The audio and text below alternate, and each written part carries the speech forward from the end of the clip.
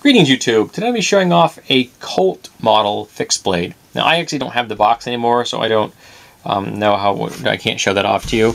But here is the knife itself. It comes in a Cordura style sheath. I have no idea if this is actually Cordura. It is plastic lined for safety. It comes with this lanyard attached for you could attach for mounting options. It will obviously handle any kind of belt you have conceivably. This will handle standard 2-inch belts up to all full-size military belts. That is definitely going to be able to handle anything you want. And this is designed for attached to a MOLLE system. This comes down here, and this snaps off, so you could unweave this, slide this out, then you could weave it through a mounting system. So you could put this upside down if you want on a vest or a load webbing. Or you could strap it to a pack.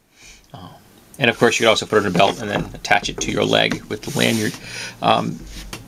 It comes with a Velcro style dump pouch, which is quite big enough to handle a multi-tool, sharpening stone, or even possibly a small survival kit. Oh, actually, let me get that to go a little flatter there. There we go. It's designed to be able to handle different objects. So this Velcro is large, so if you have a large object in, it will still close. This closure, well, it says Colt right here. This closure was kind of interesting to me.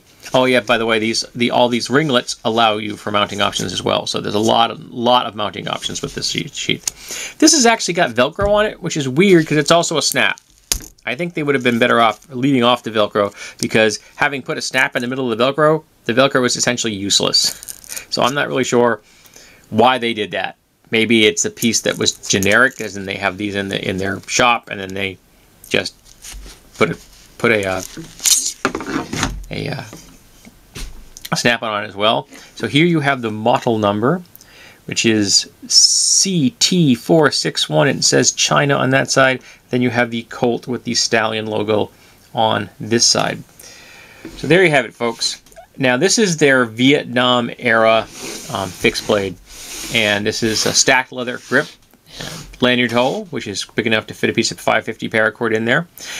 And what attracted me was the overall shape and this thumb depression. I really liked that thumb depression. I think it gives it a look that to me merely says the Vietnam era. It kind of vaguely, and this handle shape kind of makes me think of a Randall design. Oh, I saw a Randall at an antique shop recently. It was so beautiful. It was so beautiful.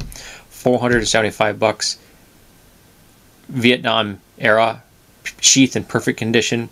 It was gorgeous. I do not own it, but it was very, very pretty. But this is reminiscent of that era and of that style of knife. Now this is a double-edged. It comes with a decent edge. I would probably want to hone this if I were going to carry it. It comes with a full-length fuller on both sides. And this is not a utility knife. Let us be perfectly clear. This is designed for combat, plain and simple.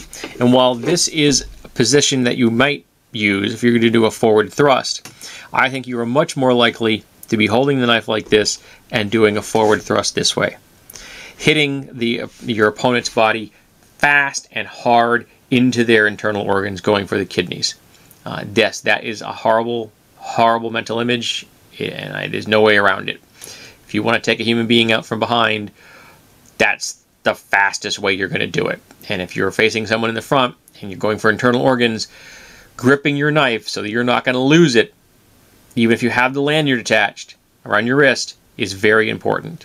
And you go in for the lungs, the heart, anything you can hit from the front or the side, and you're going to be hitting that target as hard and as fast as you can, and you are really going to appreciate having a guard that does not let your hand slip forward.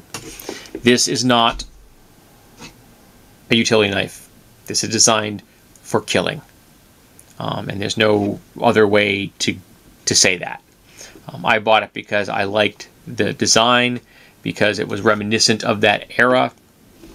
Obviously, it's a knockoff of better quality knives from that era, Randall's, of course. But it's quite attractive, and I'm glad I own it. It does remind me a little bit of the Gerber Mark II, which I have also in my collection. I bought mine in the 80s. This I just bought last year, I think it was, in 2013. I just haven't had a chance to get around to reviewing it. I still have a bunch of pieces of gear that need to get reviewed. My review pile never seems to go down. But overall, nice quality sheath, lots of mounting options, fully plastic line for safety. This is a decent quality blade. I don't know what it's made out of. But I think that most people who are going to own this are buying it for the vibe that it has, for the fact that it's reminiscent of that era. I don't think a lot of people are going to be buying this for combat. People who are actually going to be in that kind of a position will probably invest in a higher level quality blade than this. But it's a nice presentation piece. I'm glad it's in my collection. You know, it's got that hollow ground and the secondary bevel.